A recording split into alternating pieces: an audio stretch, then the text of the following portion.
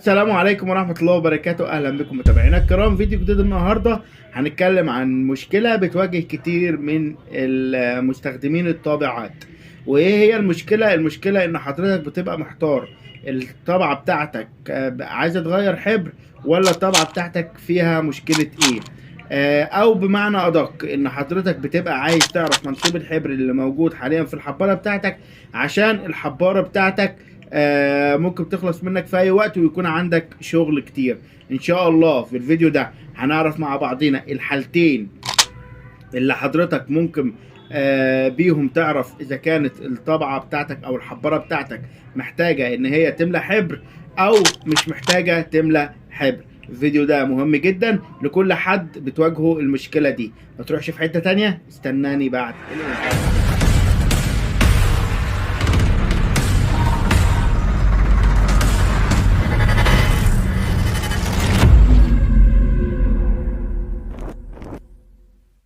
رجعت لكم بعد الانترو. وان شاء الله النهارده هنتكلم عن ايه؟ هنعرف مع بعضينا الطريقه اللي انت تعرف بيها ان حضرتك الحباره بتاعتك محتاجه حبر ولا مش محتاجه حبر.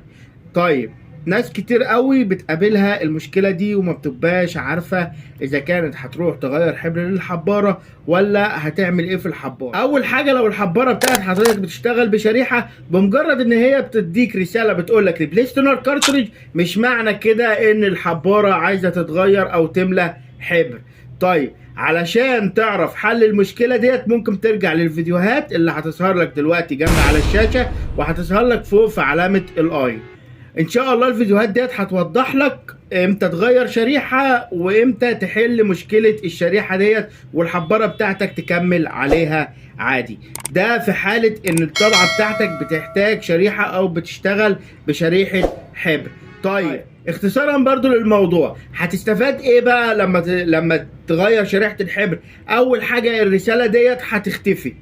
ايه ده؟ الرسالة دي فعلا هتختفي؟ الرساله دي هتختفي بمجرد ان انت ما تغير شريحه الحبر، لان المسؤول عن شريحه الحبر او المسؤول عن رساله ريبليس تونر كارتريج في اي طبعه من الطبعات التي تعمل بشريحه هي شريحه الحبر. انا مش عايزك تتلخبط، هو الموضوع بسيط. الموضوع ان طالما طلعت لك رساله ريبليس تونر كارتريج يبقى معنى كده ان طبعتك عايزه تغير شريحه الحبر بس. ده في حاله ان حضرتك تكون عندك طبعه من الطبعات اللي بتشتغل بشريحه، زي طبعات السامسونج، زي طبعات الليكس مارك، زي طبعات الكونيكا مينولتا، زي طبعات الريكو، او بعد الطبعات الريكو بيكون فيها موضوع الشريحه. هتكلم بعد كده عن ايه بقى؟ هتكلم بعد كده عن ان الطبعات الليزر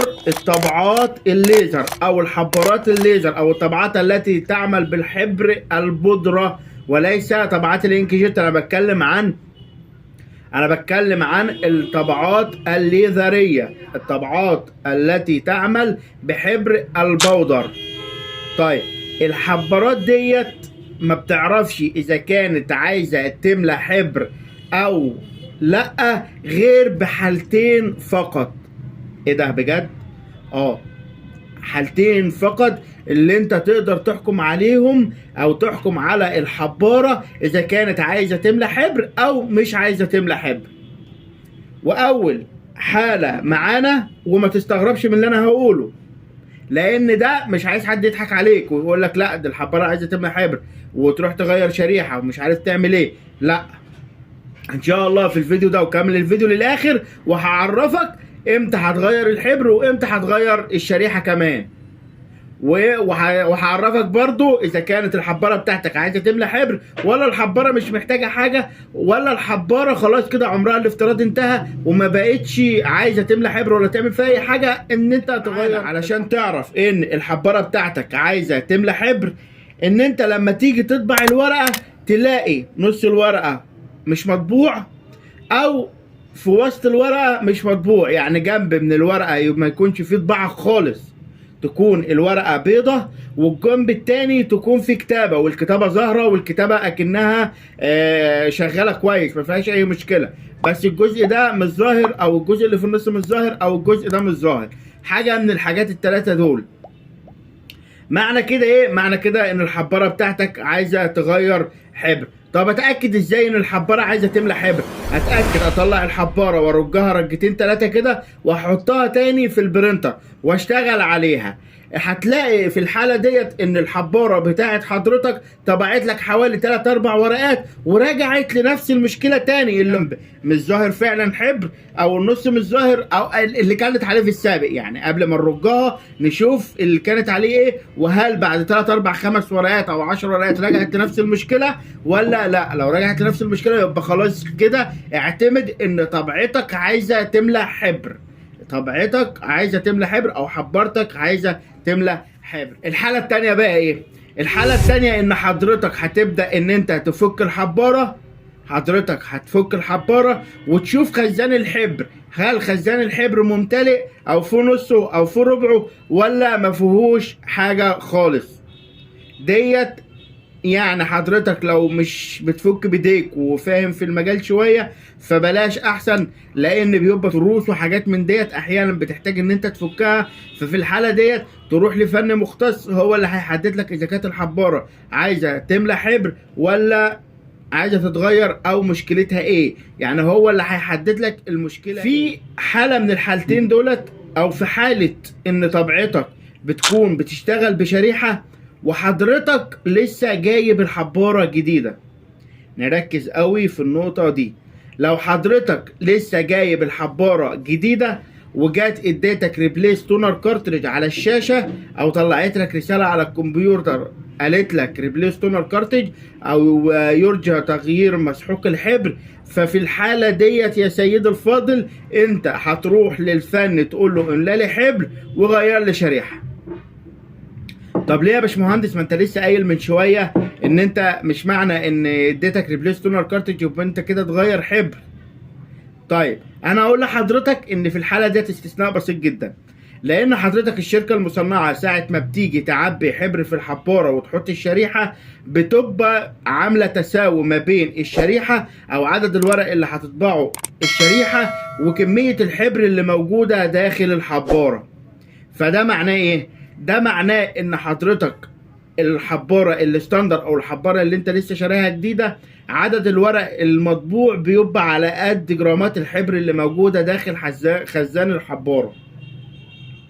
فبالتالي ساعه ما حضرتك هتديك الطبعه رساله ريبليس تونر كارتريج برضو هتغير حبر، لانها بتكون كده فضت الاتنين، يعني فضت الشريحه وفضت الحباره. ده اول مره بس، لكن بعد كده ممكن ان انت تديك ريبليس تونر كارتج ولكن يتبقى في الخزان بتاع الحبر حبر، ممكن ربعه ممكن نصه على حسب اللي بيملى. ليه؟ لان حضرتك لما بتروح الفن عشان يملاها لك هو بيملى لك الحباره للاخر، لكن المصنع بيطلع عدد الجرامات اللي بيحطها في الخزان على قد عدد الورق اللي هتطبعه الشريحه. مش بيعبي زي ما يعني مش بيعبي بالبركه، لا ده بيبقى ليه حساب. يعني ال 100 جرام هيطبعوا مع الشريحه مثلا 1000 ورقه، فهو بيحط ال 100 جرام على قد ال 1000 ورقه، ما بيزودش ولا بيقلل، بتلاقيها طالعه بالظبط. مع العلم ان في موجب او سالب 5% فاقد، يعني ممكن تطبع اكتر من كده 5% وممكن تقل 5%. كان كل الموضوع اللي ما يخص ان انت تروح تملى حبارتك او ما تملاهاش. الموضوع سهل جدا، هو بس عايز يعني ان حضرتك تتفرج على الفيديو بتأني وتفهم كل كلمة ان انا اتكلمت فيها. ويا رب لو الفيديو عجب حضرتك وانت بتتفرج عليا ما تنساش تدعم القناة باللايك والاشتراك وتشير الفيديو في كل مكان عشان كل يستفيد، وما تنساش ان زكاة العلم نشره. اشوفكم في فيديو جديد والسلام عليكم ورحمة الله وبركاته.